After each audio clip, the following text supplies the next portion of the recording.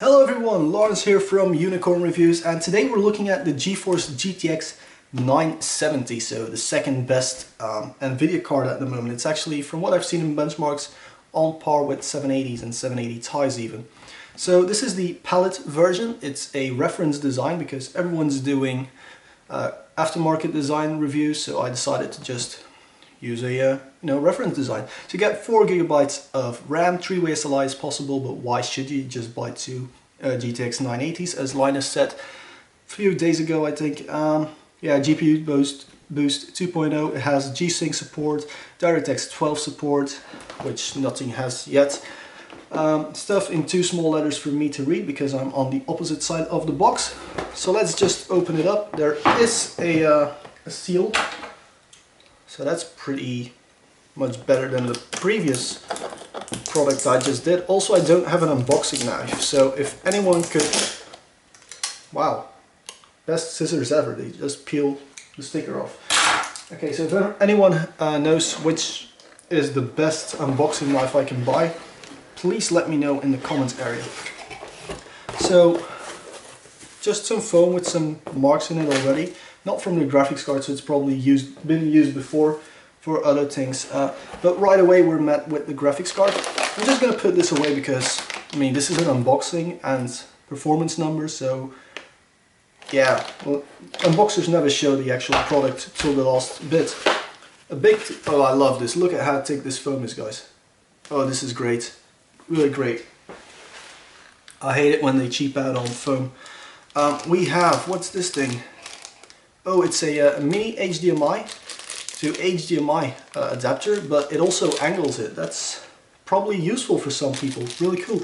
And then we just have a driver CD, which you shouldn't use because you should always get the drivers from the website, right? And then manual quick installation guide. There's also a game key that comes with it, so you can get the Crew, Far Cry 4 or Assassin's Creed Unity with your card. So I'm now going to move to the installation, where I'll talk about noise levels because it is a reference card, and then we'll also move to oh no, oh my god, I'm terrible at this, aren't I? Doing an unboxing and not actually talking about the product itself. Okay, so you have a warning sticker because you should have a static-free workspace. There we go.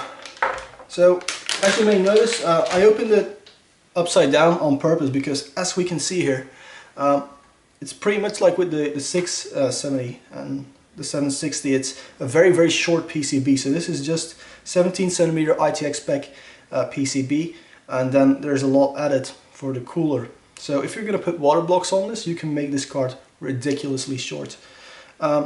Bit crowded on the back here, doesn't look too nice. Long soldering marks sticking out. Don't like that, but it is one of the cheaper cards. But oh my god, this looks great, doesn't it? So there's plastic all around, it's all plastic.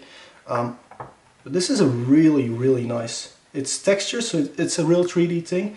And let's just check it. It actually looks as good on camera as it does in real life.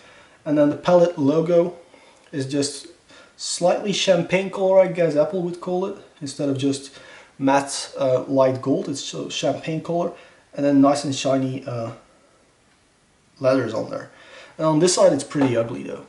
So this is the bit you're gonna see in your case. So I'd like to see that metal bit on here as well.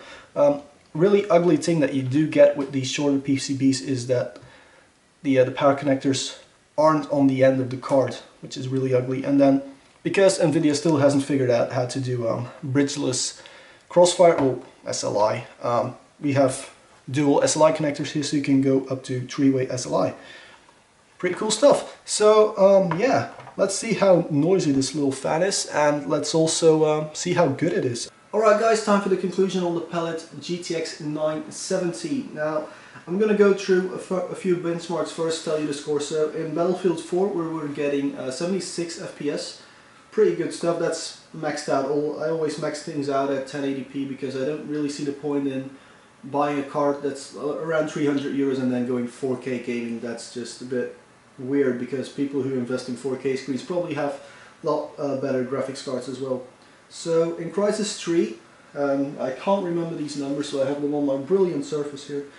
In Crysis 3 we were only getting, maxed out of course, we were only getting about 44 FPS. Now the CPU we're using is an Intel i5 4460 if you want to know, with a slight overclock by messing around with the base clock. It's around, I think it runs at around,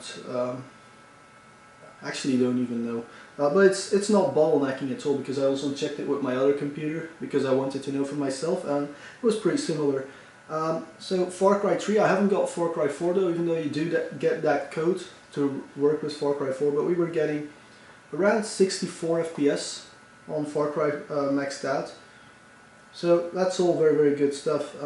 Now, there are a lot of games I could talk about, and I did test quite a few of them, but I don't really see the point in going through the list of all of them, because there are probably way better written reviews where you can see all the graphs and everything, because I can't compare to too many things.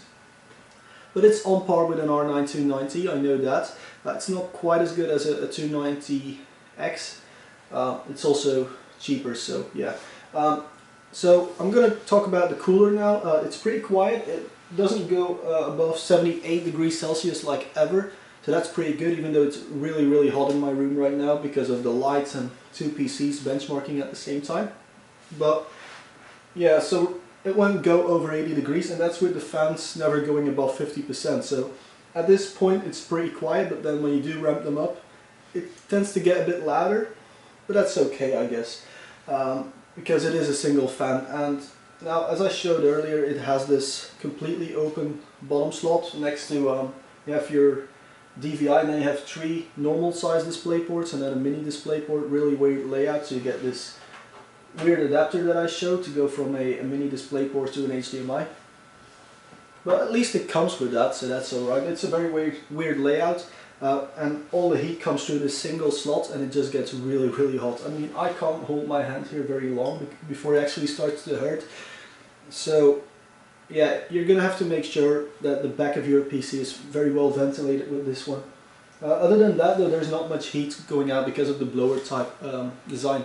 So ward wise, I'm gonna give it a silver ward, because the cooler is a bit louder than I would like, and it's a bit ugly as well, especially here. As you can see, the top is covered with stickers, ugly soldering, no backplate, and then the power goes in the middle of the card, which is just really, really ugly.